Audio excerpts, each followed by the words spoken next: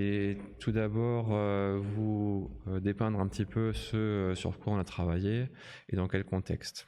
On a essayé de décrire les paramètres de l'alignement sagittal que nous connaissons tous, ou enfin beaucoup de paramètres que nous connaissons déjà, mais pondérés en fonction d'âge chronologique, de sexe et de type d'organisation spinopelvienne selon Roussouly. Il existe des données dans la littérature, bien entendu, mais cette spécificité un peu franco-française d'organisation spinopelvienne, on ne la retrouve pas dans la littérature. Et je pense que c'est ce point qui sera probablement le point original dans cette table ronde.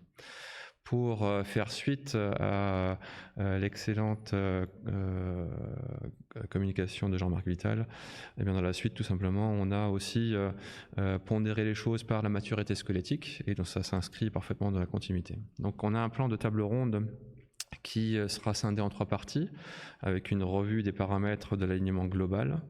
Ensuite, une analyse plutôt des courbures rachidiennes et de l'organisation spinopelvienne à travers les âges.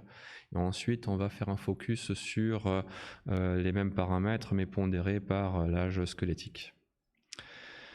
La population étudiée était une photographie de patients sans très grosse pathologie de déformation, ce qui veut dire qu'on a utilisé des radiographies de nos consultations avec des patients qui sont venus pour des problèmes rachidiens, entre autres. Donc les lésions dégénératives du rachis que l'on peut voir de façon tout à fait normale dans une population sont incluses.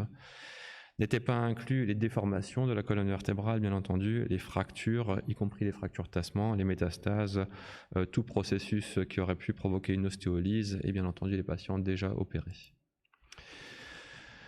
Nous avons travaillé entre grosso modo septembre l'année dernière et le printemps de cette année. On a revu presque 2600 dossiers de patients dans 16 centres en France.